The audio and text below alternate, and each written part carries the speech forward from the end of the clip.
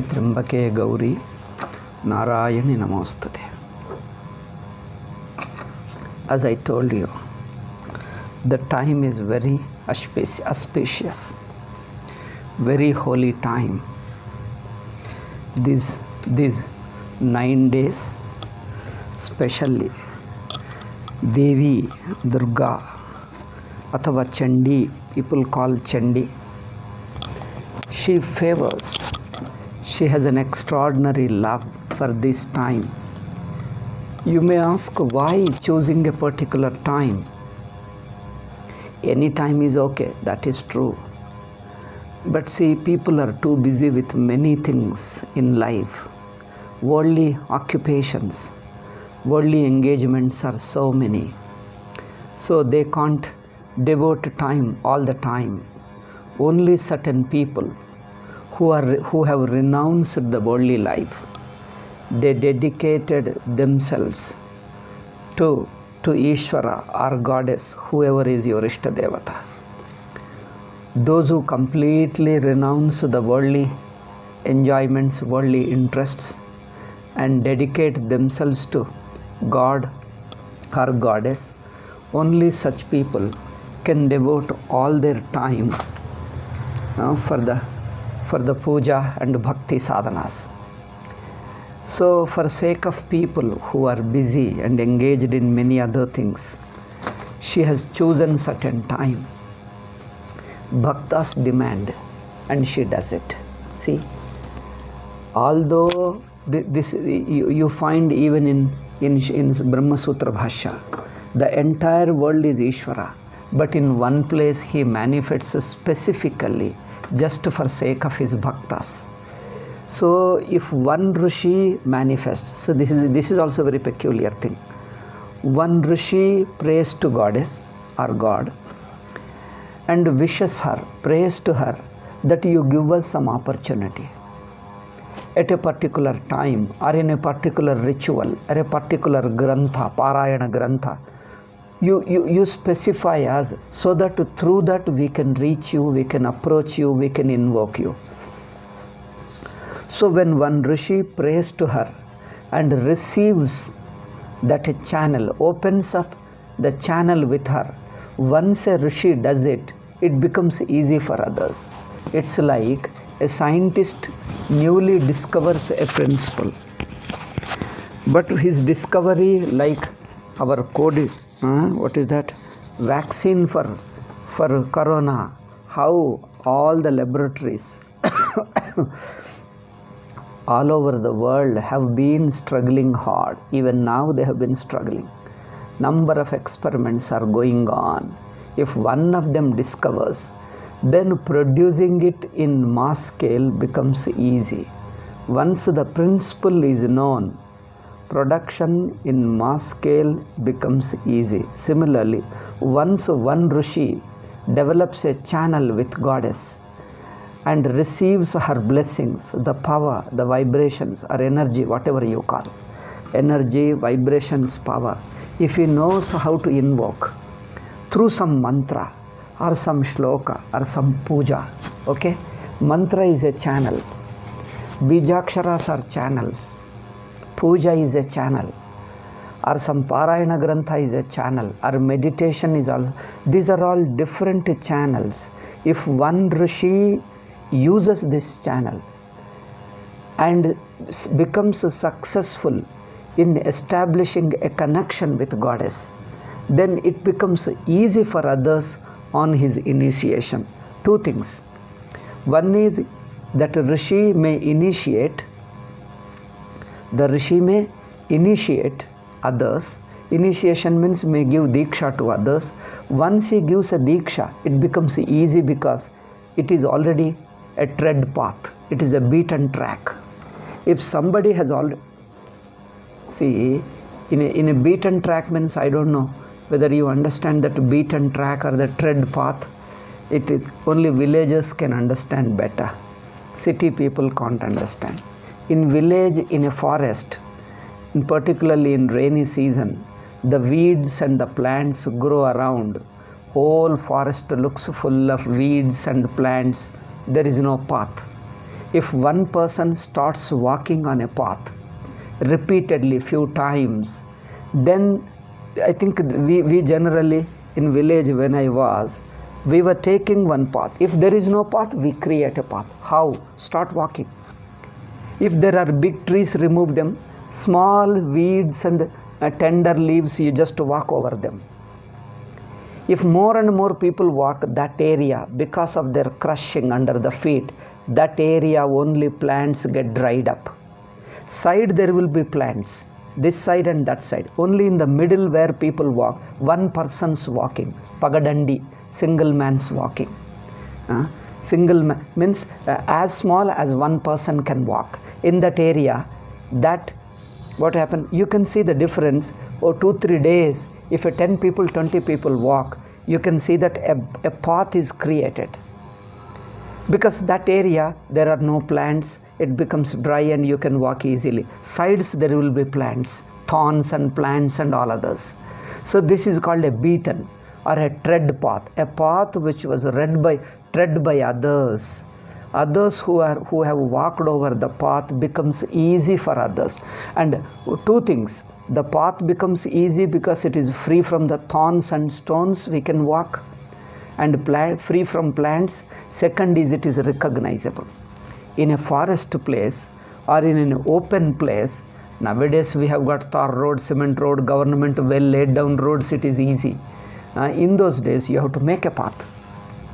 Then a few people walked over it, the path can be recognized. Otherwise in a thick forest you don't know where to go, which is the path. You can see, if you watch closely, if you watch, oh, here seems to be a path, some people have walked over it, then you get it, then you walk over it, then you will reach the right destination. Similarly, if other rishis, other bhaktas have done some sadhana, one is they give diksha. Second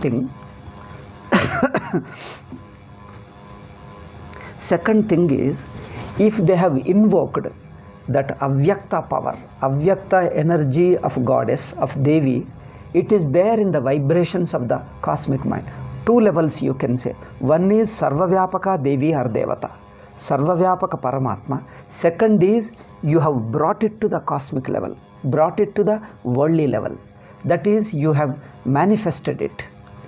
Manifested, if one powerful yogi or a sadhaka or a bhakta continuously does an upasana, what happens? That power of Devi descends into his mind. This is an upasana shastra. You have to listen to it as an upasana. Okay, the Vedanta is different. That's why I told, after doing karma, dharma and upasana, then come to Vedanta. People come directly to Vedanta and think that all this doesn't exist. All this exists, we all followed, and even now we follow. All this exists. All this needs to be followed. We have been following it. But Vedanta is of a higher level. But even this is also there, and it is important, it is necessary. Okay, so he invokes means what? Prays to it, and from there it melts and flows down. The heart of the devata melts and flows down towards this bhakta, towards this rishi. When it flows down, what happens? Sarvavyapaka gods or goddess energy or a compassion, the universal cosmic energy, flows into the mind level. Mind is a collective mind of a human being. That's why we say, if a one upasaka does upasana of a particular devata and he lives in that area, there will be vibrations floating around. Okay, then anybody who takes a diksha, it becomes easy because the things are already floating. It is something like a TV or a radio station sends its signals. You have a TV set, you have a radio set here, you can easily catch because the signals are moving around in this area.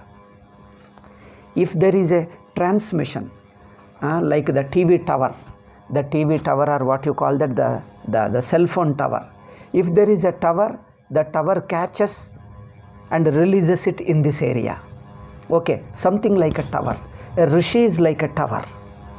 Okay, and we are like, our cell phones are like individual sadhakas. We are simple sadhakas. A rishi or a bhakta or a upasaka is like a tower.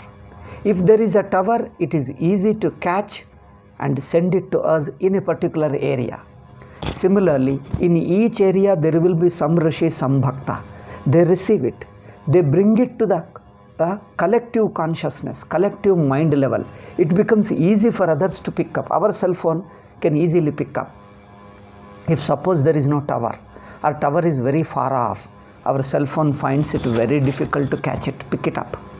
Similarly, Rishis are blessed because they have got extraordinary power due to their Purva Janma or due to their own two things, either due to their Purva Janma, Purva Janma sadhana if they have done, they become like towers capable of receiving the signals or catching them, directing them towards that, pulling them towards them.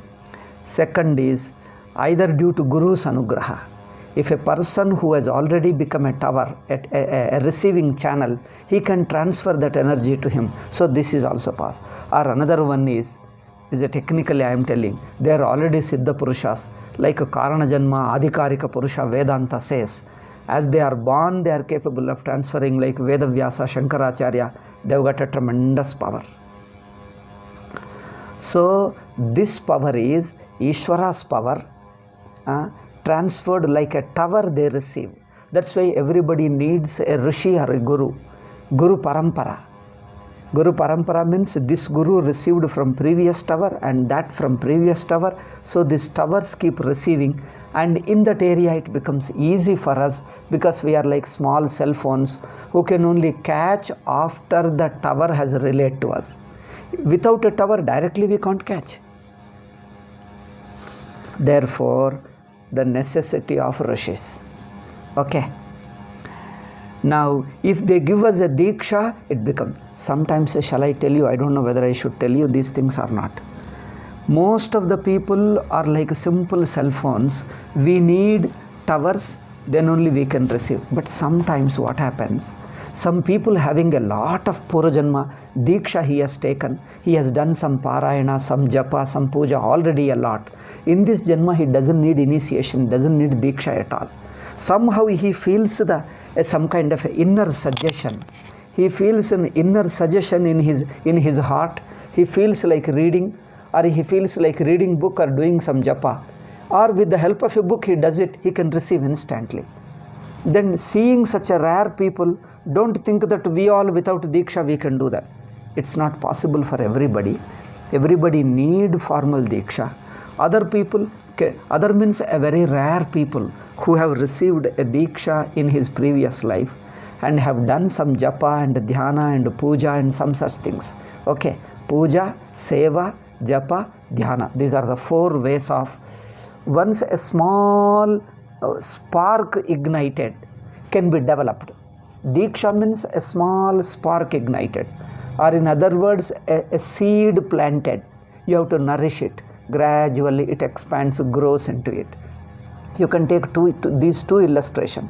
Diksha is like igniting a small spark in your heart, or sowing a seed. When you sow the seed and cover up with mud and pour little water, for 1 day, 2 days you see nothing.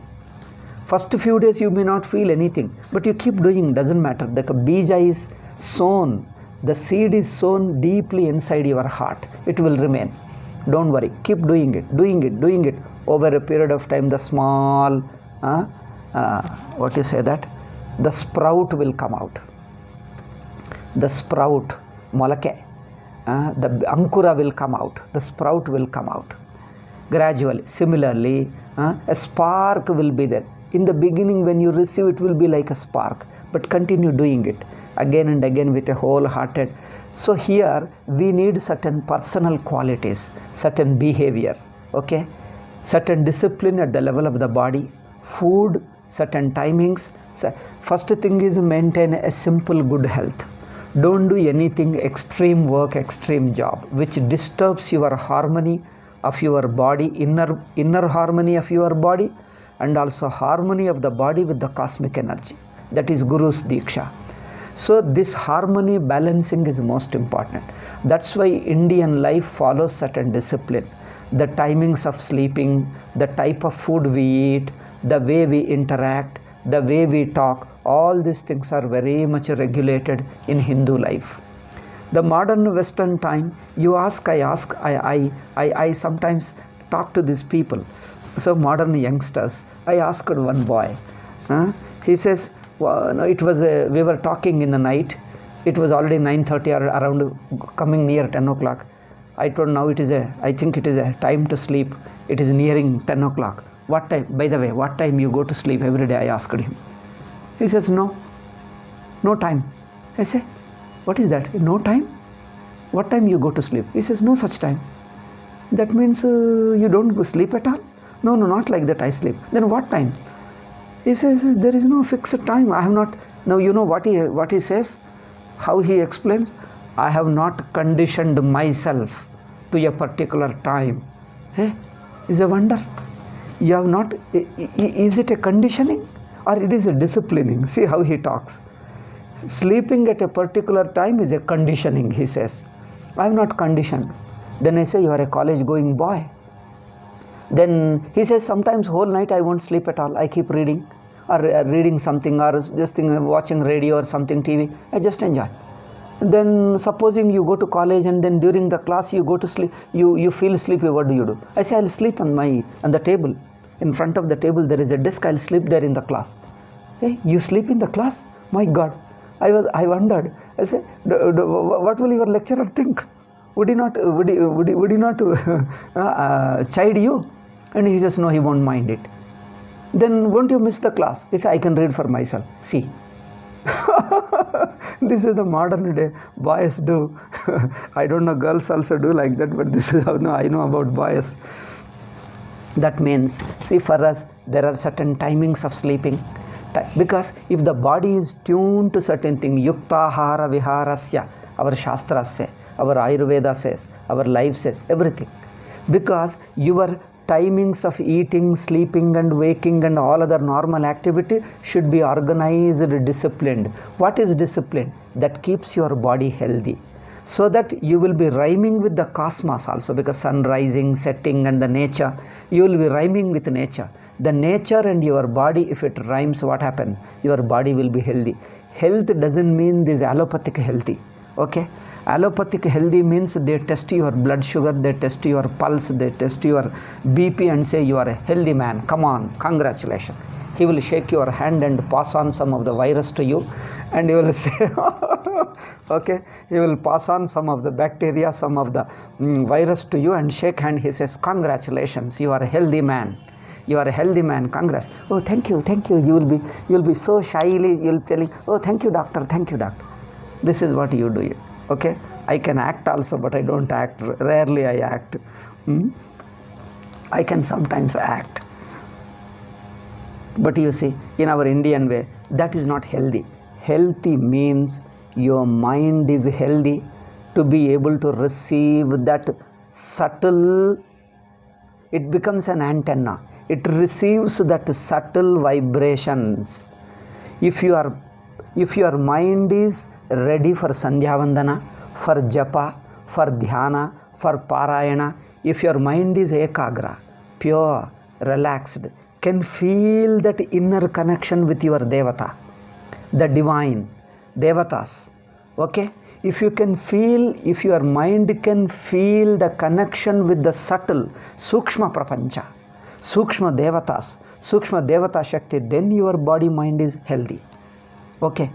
Now the Western science, the medical science takes only the body healthy, but it is not healthy. Our Ayurveda develops your mind healthy. Your Vata, Pitta, Kapha should be so aligned, so systematically balanced that your mind becomes ready to receive that inner vibrations. Okay?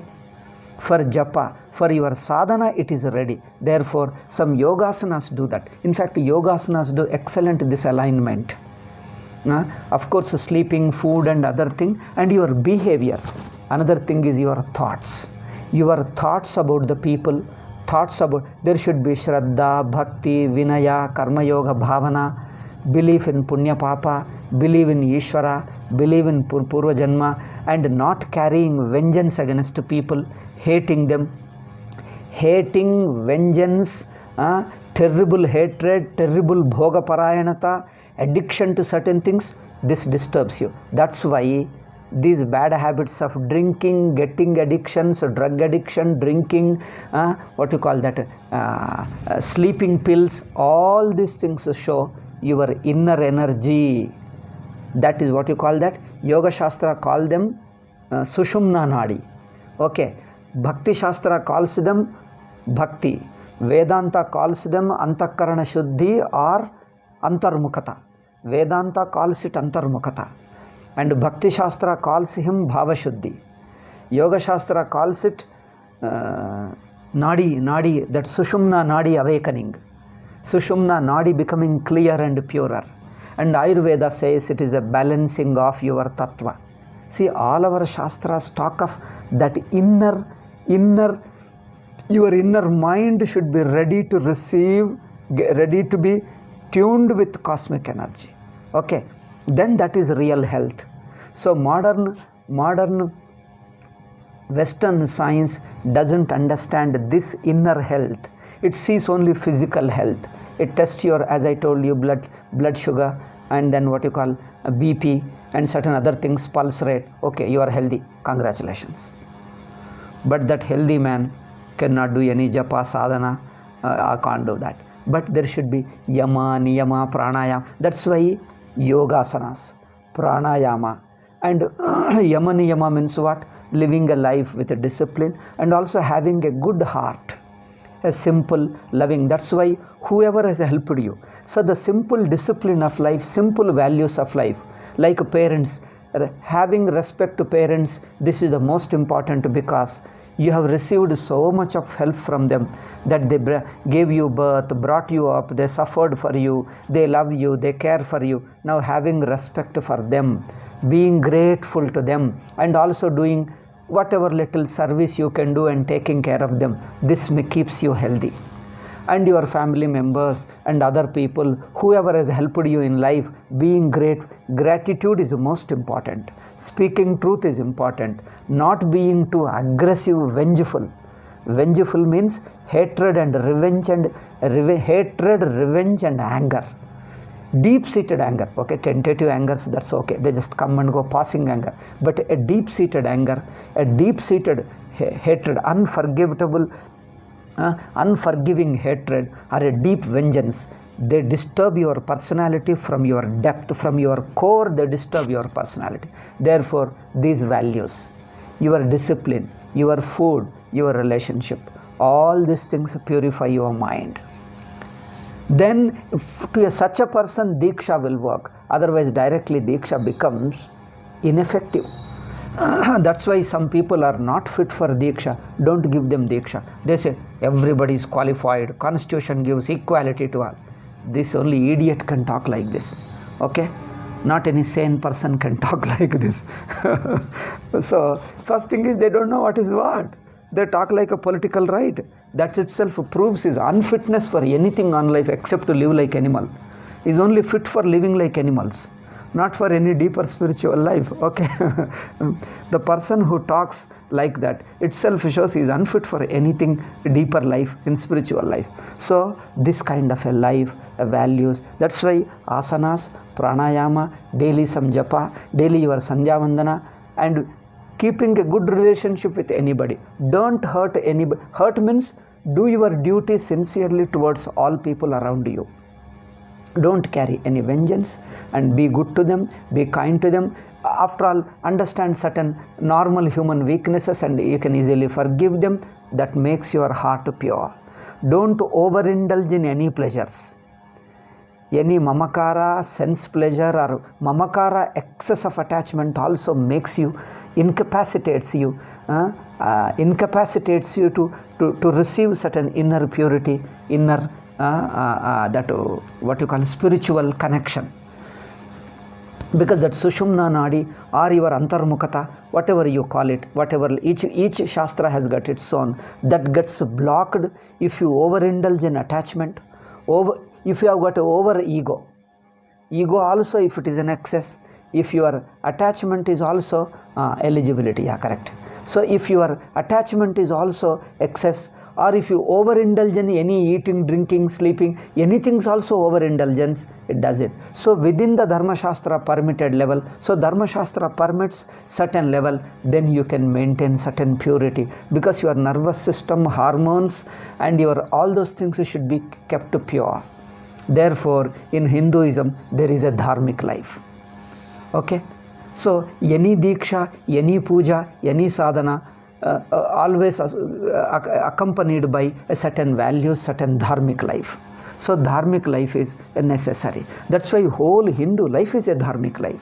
Whole Hindu social life, personal life, family life, everything is governed by dharma, because we have aimed at a higher purpose. 4 Chaturveda Purushartha is our purpose.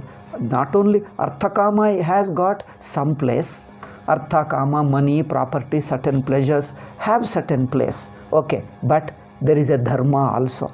Without dharma, only having the Arthakama makes you an animal, unfit for any deeper life. Therefore, with dharma alone, Arthakama is permitted. Therefore, these Nitya karmas, there are occasional like this, like Navaratri. This is a Sharan Navaratri, we call them, because it is a Sharadrutu Navaratri, and there is a Vasanta Navaratri, and we have got different Navaratris like this. So these are called Naimittika. This special period, 2 sides I told. One side, Devi Sanugraha, she brings down her energy, her compassion, her anugraha. She sends her energy through some Rishi. Rishi becomes a tower, and we also should be capable of receiving it. Okay, sadhaka also should have a certain basic things, and Rishi. If there is a good combination of these two, then it will work excellently. Therefore, person should have, or if you did not know all these things, or if you did not know, now it is a good opportunity. Make use of this Navaratri time. Now change your discipline. Change your, organize, regulate your sleep timings, eating food also, how to eat. Every small thing they say, the quality of food, the quantity of food, and then how many times to eat and how to, they regulate it. Okay, the sattvic food it should be, and you are talking, behaving, taking responsibility, working hard, all those things should be very regulated according to dharma. Not only you are in harmony with the society, not only that you are in good terms with your society, but also you will be in harmony with your inner channel. That is your Sushumna or Antakarna Shuddhi or Antarmukata, Ekagrata, whatever name you call, your mind will be ready for Antarmukata. Okay, then such a person does it. You can see, I told you this Durga Saptashati, open the book, you feel immense vibrations, I wonder. Dattatreya Charitras, Guru Charitra book, and this Durga Saptashati. As I open the book, you feel as if a guru is giving a diksha to me. The whole vibrations are thing. Your whole mind becomes, Sushumna is alert and awake. I don't know how which Rishi has done it. It is in Markandeya Purana, it occurs it. And I tell you, the Saptashati is working all over India. Even now it has got tremendous vibrations. We are so lucky to be born in India and also to be able to read this Saptashati, that you have got, you can use these things. Therefore, just to do Parayana wholeheartedly, there is a vidhi for it. Take bath. So this bath and etc. purify you. Not only purification physically, but internally they tune you. Okay, they tune you towards that receptivity. They develop a receptivity in you, so that the energy of Ishvara, the cosmic energy of Paramatma or Devi flows into you. Okay. So that tuning up, you take bath and also wear a clean cloth and also put tilakam, do namaskara. These are all preparation. Preparation means the fine tuning. They do all this fine tuning. Then sit and facing the eastern directions, or put your Devi photo, do namaskara, do little akshata or something, or some kind of deepa, then start doing the Parayana. I tell you, it really works. In the beginning it may not work because it might have catched dust, but your inner channel, the inner channel that Sushumna has become dumb probably. Do it wholeheartedly. In the beginning there is a resistance. Mind becomes dull and resistant. Doesn't matter. Patiently, very lovingly. Again try to invoke. Again pray. Amma, it is your love. It is your compassion. I seek your blessing. You help me. Again plead. Again plead. Keep doing it. Gradually in 1 day or 2 days, it opens up and you start feeling the smooth flowing of your vibrations through you. Okay.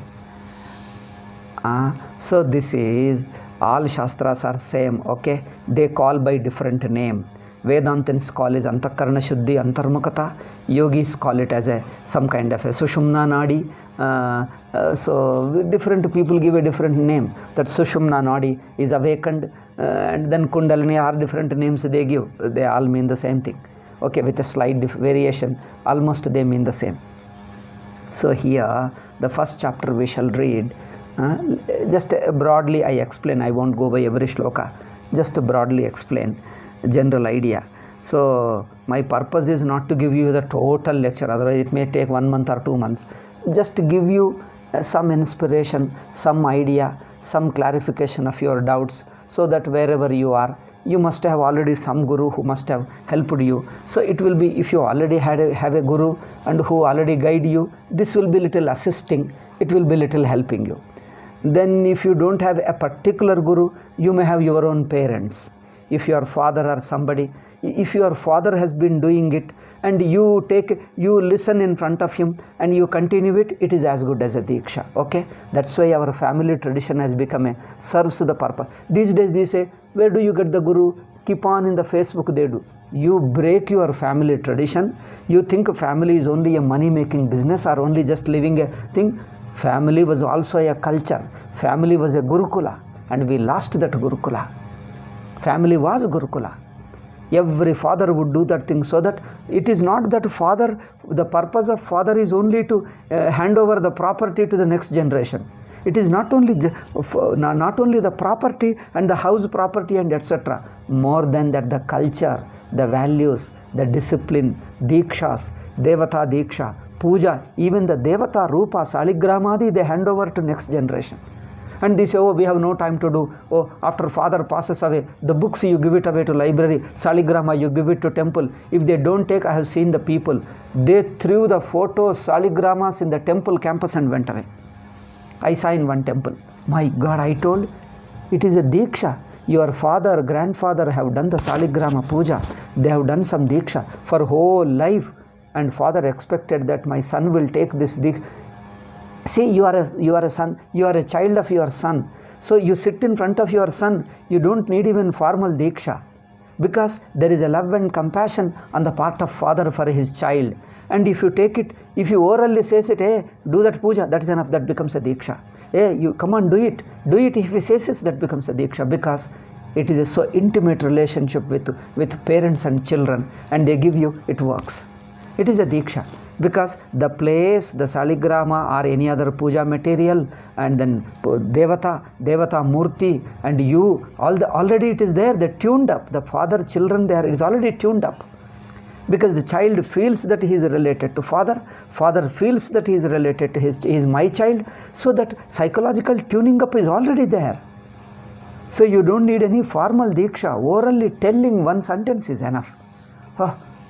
That's why it is this family tradition, family customs have been there excellently, and unfortunately we have lost. We thought that we are progressing, we are civilizing by going to English medium school and then destroying ourselves.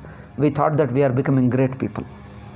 Now people ask me, you see the books alone, only because we follow the westernized, available book in the market, buy them and go. Durga Saptashati, can I read? They ask it. Or do I? Some people say, hey, don't do without Diksha. Then people ask, where do I get Diksha? Is there a guru? Or is there a queue like your, what you call that, milk sales, milk booth? Do you know the milk booth? You stand in a queue and there is a counter and they'll give you a packet and then you do. Is there like the Diksha booth? You go and stand in a queue for 2 minutes, everybody given distributed Dikshas. Because we have become like that, we are talking like that. So, but you already have it, why did you lose it? Because we didn't care. We didn't care it. Now they ask it, where do you get the guru? Do gurus advertise that I am here a guru, come on, I'll give you Diksha. If your father, Diksha becomes easy. If you are other than father, then the guru has to test you and see you, find out. Testing means you have to find out whether you are fit or not. Then you have to develop a rapport. You have to do little service to him. You have to give some diksha, you have to give some dakshina or some service or some such thing. Then you have to tune up with that guru. Then you can't just say that go to the stand-in queue and get it like a supermarket and buy it. If you are father, you don't need all these things, because you are born to him. That itself is a diksha. That you are born to him, it already forms a channel. How lucky it was. We had such a system. We lost it. The parental system. We thought that family is only a material family. It is not a material family. It is a spiritual family. It is a diksha. It is a dharma. We inherit a lot of diksha, powers, energies, Ishtadevata Anugraha, many things we inherit. And even now, wherever those families are there, protect it, inherit it, and continue to the next generation. Don't drop them, because luckily you already have the channel. Why should you lose them? If it is broken, if you want to re-establish, how much you have to struggle hard. Search for a guru, get a right guru, and then develop it. Sometimes it breaks again. It doesn't stick. It becomes the building up the channel becomes very difficult. It is possible, not impossible, but a little extra strain you have to take it. But it is already, parents is a very excellent thing. Why should you lose it? Okay, that's what we had. Unfortunately, we have lost it. Let us not lose it even now. Okay. So, because that means you maintain it, that antarmukhata or shuddhi, but inwardly you can feel. Now, a person who doesn't have that inner sushumna awakening, you feel that there is only body. Inward there is a blocking. You feel that it is all filled up with a stone alone. And once that awakens, you can feel that inwardly there is a lightness in you. There is an awarefulness in you. You feel you are not only a human being, you are something more than human. Once you take a diksha, that sushumna nadi, that antarmukhata, according to Vedanta, it is an antarmukhata. So that inner purity awakens, you feel that you are already tuned with gods. You are already tuned with the inner gods. You feel your life is light and comfortable. Your connection with the external world becomes somewhat less. You are more inwardly tuned. Okay, you can feel that easily all the time, and keep doing it. Your Sandhya Vandana or daily prayers, Parayana, Japa, whatever you do it, daily morning, evening, keep doing it, so that it will not become numb. It can be maintained, and further it can be advanced, and it can be further deepened. So more and more. So that should continue. Therefore, every day, little morning, little evening, however busy you are, when physically you are stressed, a part of your energy gets blocked. You see them? When you are stressed, psychologically, physically strained, psychologically stressed, that your inner mind, that inner pure mind gets a little blocked. Again you do Sandhya Vandanam, relax, take rest, do some Sattvika, and again do some Pranayama, again that opens up. You can see them. Daily stressful life little blocks it. Again do. That's why I told you, every day little morning pranayama, evening pranayama. Suppose if you have done some extra stress, that is extra papa. If some extra psychologically painful relationship, of negative relationship, you hated somebody, you carried vengeance against somebody, you cheated somebody, or you have overstrained something, then you can see that your inwardness becomes a little blocked and hazy. Therefore Shastra says, do extra pranayama, do some extra japa. This is prayaschitta. Prayaschitta means you accumulated certain extra papa. You have to do some extra prayaschitta. Means extra cleaning you require to again build up that. Okay? You need to extra cleaning up. This is what prayaschitta means. Then your mind has to settle. Suppose you have hated somebody, you have cheated somebody, go and do some prayaschitta, compensate, and again pray to him. You feel regret that, oh, I have done this mistake, I should not have done it. Then the purify, and again mind comes back. Supposing if you don't do that, more and again again cheat somebody, again exploit, again do something papa. Papa means some negative things again and again, 2, 3, 4, 10 times. It gets further blocked. Then a time comes, you will become unable to open up. Any japa, any parayana, mind resists. You just don't want to do anything. No parayana, no japa, nothing. You sit there, it becomes so mechanical, nothing can be done. That means the mind has deeply got blocked. Okay, deeply got blocked. So that's what it is.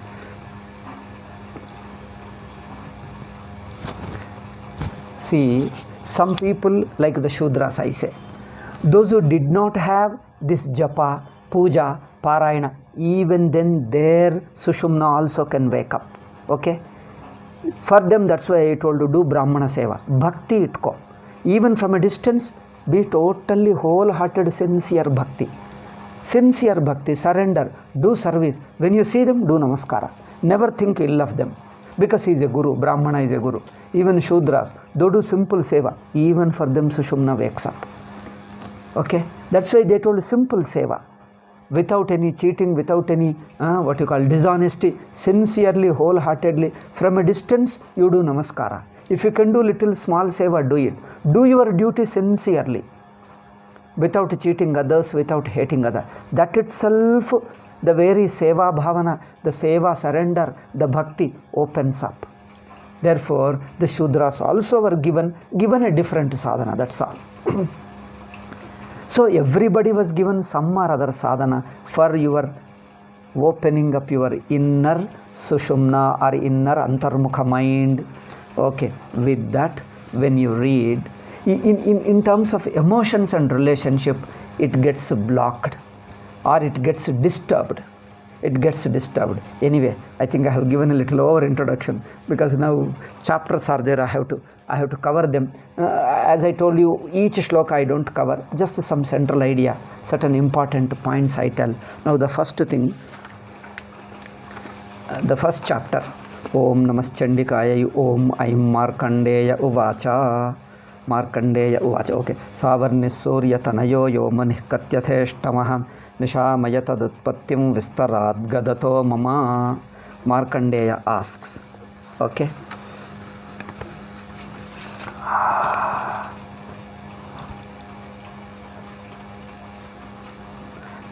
Markandeya not ask, Markandeya explaining. Okay.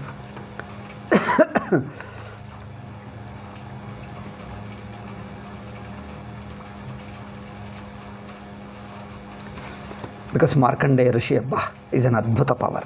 He is the Rishi of this thing. So we should invoke first his blessing, and with his blessing we can continue these things. Savarni is a Surya's son is an 8th Ashtama Manu. Manvantara, all these things I think I have no time. You might be knowing already, or some other time we'll tell. Manvantara is a, what you call, there are 14 Manvantaras in one Kalpa of Brahmadeva. Brahmadeva's one day is called Kalpa. In Kalpa there are 14 Manvantaras. That means 1000 Mahayugas makes one day. 1000 Mahayuga, Kruta, Treta, Dwapara, Kali. This 1000, anyway I am telling now, 1000 Mahayugas constitute one day. So 71 and odd Mahayugas constitute one Manvantara. So one Manu rules over that 71 Mahayugas. Now the present our Manu is, we have to do namaskara to our Manu. Seek our blessing. He will help you, he will bless you. His blessing will be of great help to us. Our Vaivasvata Manu, because we are living under him. He is a very compassionate and highly powerful. In a way, he is avatar of Ishvara alone. So he blesses us in culturally, spiritually, he always blesses us. That's why we remember that. As Vaivasvata Manvantare, when we take the name, it's not just like that our Prime Minister ruling and then taking the name. Because if you say that under the ruling of so-and-so Chief Minister Karnataka, under the ruling of so-and-so Prime Minister, you take the name, it doesn't make any difference. But here, it's not simply taking name, they are Rishis. Rishi means not only knowledge, they are like a divine power. Devata, more than Devata. More than Devata, like more than Ashtadikpalaka, they have got a divine power. With that power, they bless you and it will be useful to you. Okay, so 8th Savarni is a Surya's son. He became the 8th Manu. How did he become 8th Manu? Because in his previous Janma, he did lot of tapas and he did the upasana of Devi. By Devi's anugraha he became Manu. That's a point. The whole story is how Savarni became the 8th Manu. On what strength? By the Devi Upasana. See, Devi Upasana can make you even a Manu, a supreme ruler of 71 Mahayugas. He can give you, you can get such a power. Devi's power is so much. Devi's anugraha is so much. You can get anything. Therefore, such Devi's power is explained here through the life of a few events. These are direct experiences of few people, how they have done the upasana of Devi and got that power, got that blessing in their life and got it. Whether you want power or whether you want spirituality, anything you want, she is capable of giving, and you can pray to her.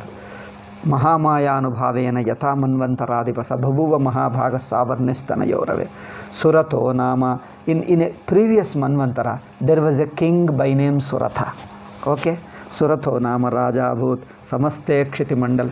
People somehow, those who think that Vedanta is highest and then kadeganistare, they look down upon Puranas. I tell you, Puranas give you very beautiful thing.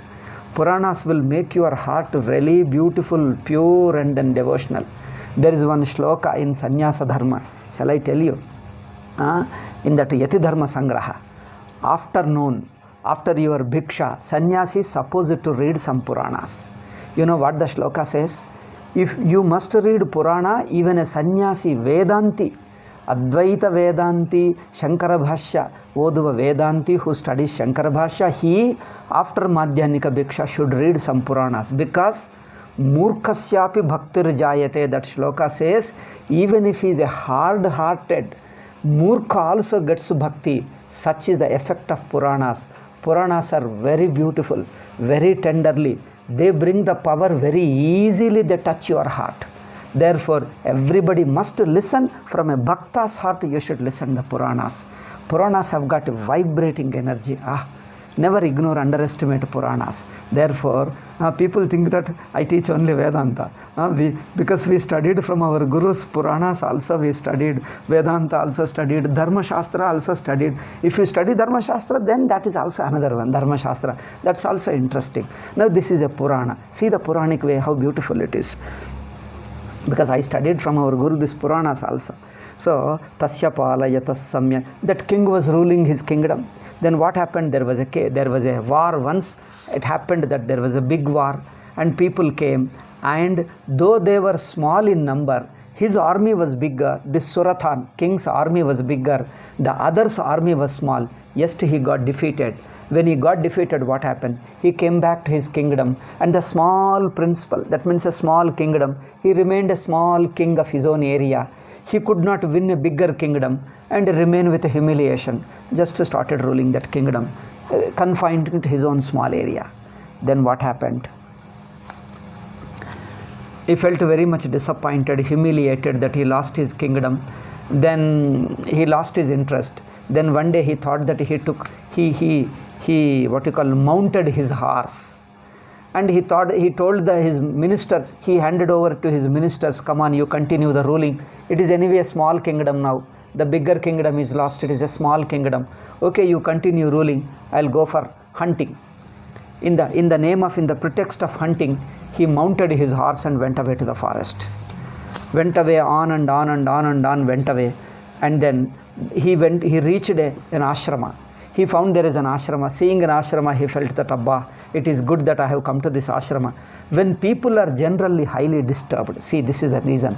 When people are shocked or disturbed, when there is a deep loss, or when there is your health is disturbed, then people think of Guruji and going to temple, going to ashram. Until then they say, oh, we are okay, why should we listen to Vedanta? Why do we need God and puja and temple and all that? Most of the people think like that.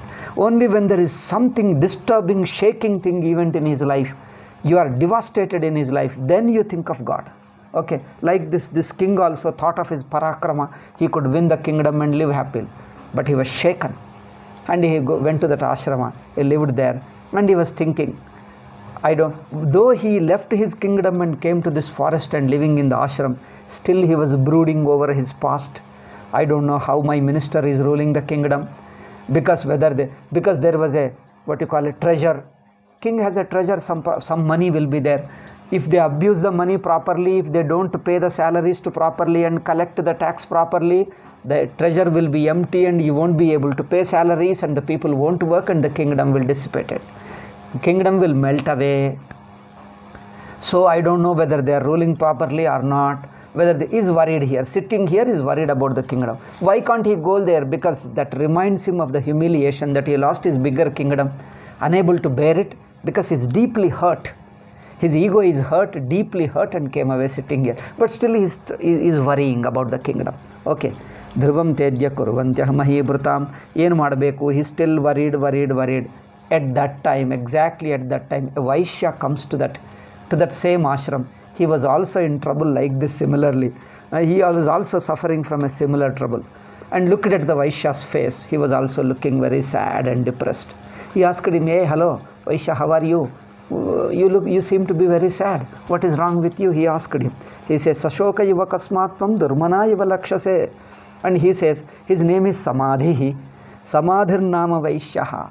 And he says clearly, I am a Vaishya, I am born in a very rich family, I have got a lot of money and good business and everything. I tell you, I was a very successful businessman. I could make money very easily, sharp and intelligent and clever. Everything I made, my children became very happy, wife became very happy because of my father earned so much. But a time came that they took away all my kingdom and then all my money and property, and they just ignored me, insulted me, they humiliated me, they just kicked me. They took, because when the children grow up, if the children are money minded rather than dharma minded, okay, children have a eye in the money of the father alone, only in the property of the father alone. If the father doesn't give, they'll become restless. When will this old fellow will die? They will think of like that. Some people will do also. How long he keeps on doing it? Old man, why don't you retire? Or go away somewhere to the temple and do some japa? Oh, because he wants to all the property. Okay, why don't you do that? Anyway, so he did them. They have driven him out. And he says, then the king told that, okay, you are driven now. Okay, be relaxed here. He says, still I am worried. They have cheated me. I am hurt by them. I am hurt by their behavior. But still, my mind pulls me towards them. Okay? Still my mind is pulling towards them. I don't know how my wife is doing. I don't know how my children are doing. What happened to my property? At home, in my room, I put the chair there. There's a very beautiful chair. I think that they will keep the chair properly. The table is there. There is something, one spoon is there, one plate, silver plate or a golden plate is there. I hope they will keep the plate properly. Now, if you keep on worrying about your golden plate or golden spoon or silver plate, I don't know whether are golden plate and silver spoon, whatever it is. So he's worried about it. See, they have cheated me, they hurt me, they humiliated me. My own children, he says, can you believe me? My own wife, they humiliated me. My children come and tell me, Appa, you are not required here. Why don't you go away to forest? We'll take care of your property. Go away. How long you remain here? They openly insult me. Unable to bear, I came away here. Still, I am not able to make my heart, harden my heart towards them. Still, I feel for them. Ayyo, my children. Ayyo, my wife. Ayyo, my property. Kimetan nabhijanami janannapi mahamate. Ayyo, knowingly, I know, I am not able to bring back my mind. Pull back my mind. My mind is still holding on to them. See, that emotional deep attachment is something combined with an insecurity, emotional insecurity. You love people. You love people and get attached to them. They cheat you. Most of the love cases like this alone. One of the fellows will cheat you. Not all cases. Some of the people are very nice people. Couple live very, very nicely like Parvati Parameshwara. I see them, some of the couple, Abba. You see them, I tell you, you feel like doing namaskara. They live like Parvati Parameshwara. So loving, so caring each other. You see them, they are Amsha of Parvati and Parameshwara. You see some couple are very nice. But anyway, unfortunately, most of them are not. But there are very few people. You see them, Parvati Parameshwara alone in them. So one of them will cheat, either wife or husband. Then I tell you, this fellow, out of his attachment, out of his emotional love for them, keeps on caring them, loving them. That fellow, the other person, wife or husband, keep on hurting them, cheating them, they will do something. This fellow cannot withdraw his love, and the other person keeps on cheating, hurting repeatedly. Deeply he is hurt, but he can't forget, he can't go away from them. He gets frustrated, shouts, quarrel, but again lives there, again quarrel, again lives there. Abba, deeply emotionally hurt.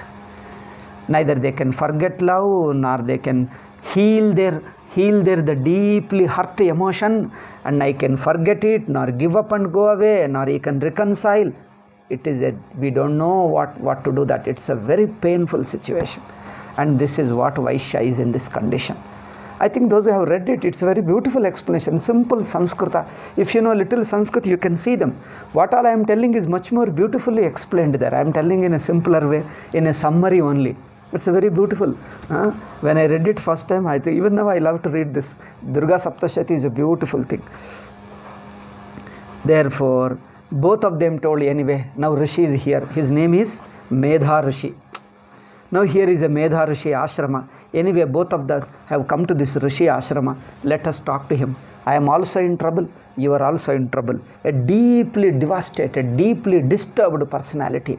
Now we are not able to come out. We don't have a peace of mind. We are unable to behave normally, live normally. We are so much disturbed in our personality. Then what can we do? Okay. Now let us talk to our Guruji. Oh, time is up. I think my introduction, my explanation is too big, and the text is bigger. Anyway, I hope to complete it. I will complete it, don't worry, because we have got 1 day is over. So this is the second day. Out of 9 days, 2 days are over. So another 7 days. I think I will hope to do that, because this introduction, basic things I have to do that. Later we will move fast. Because that the basic principle of Upasana, Devi, the Hridaya, the Bhavana, Bhakti Bhavana, that is required. How to tune up. That Bhakti is establishing a relationship with Devata.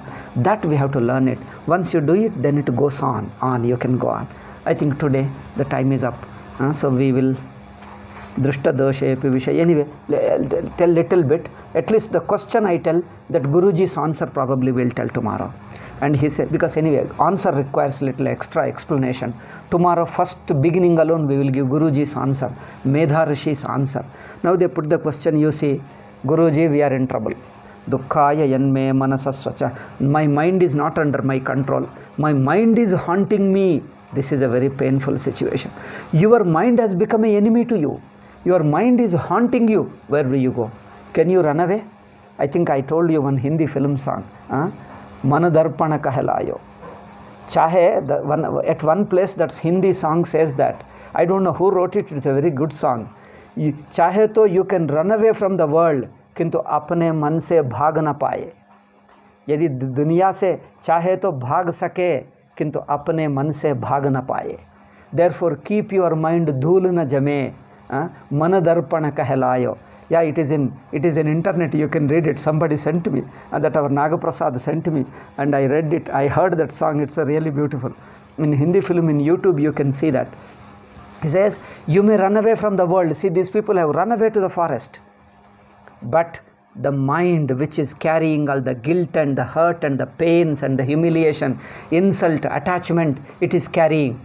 They can't get rid of the mind because mind is with them. Therefore, chahe duniya se bhag jaye, you may run away from the world, but you can't run away from your mind. Therefore, keep your mind. That mind is Devata. Mind is a channel to your God. Protect it. That's what is dharma is, bhakti is, sadhana is. If you follow all these things, your mind is pure. And if your mind is pure and good and energetic, that gives you peace of mind and joy. Through mind alone, you can achieve anything, either this world or other world or paraloka and everything. Mind is so important, and protect it. Otherwise, it will haunt you. Your mind will become asura. Asura, you will be imprisoned in your mind. Okay? Therefore, protect the mind. That film song says that. That's what he says. See, I am in this trouble. Putra, Dara, etc. I left my kingdom, but I am not able to forget my kingdom. I want my kingdom back, but it is a very humiliating. Thought of my kingdom is hurting me deeply. And for Vaishya, he says, Drishta doshepi vishaye, mamatva krishta manasaha. Our Vaishya is also suffering. Please, Guruji, tell us what is the reason and how to come out. Okay, this was the question. Now the Guruji Medha Rishi answers. We will see the answer tomorrow. Okay. Om Shanti Shanti Shanti. Hari Om Shri Gurubhyo Namaha. Hari Om Tat Sat.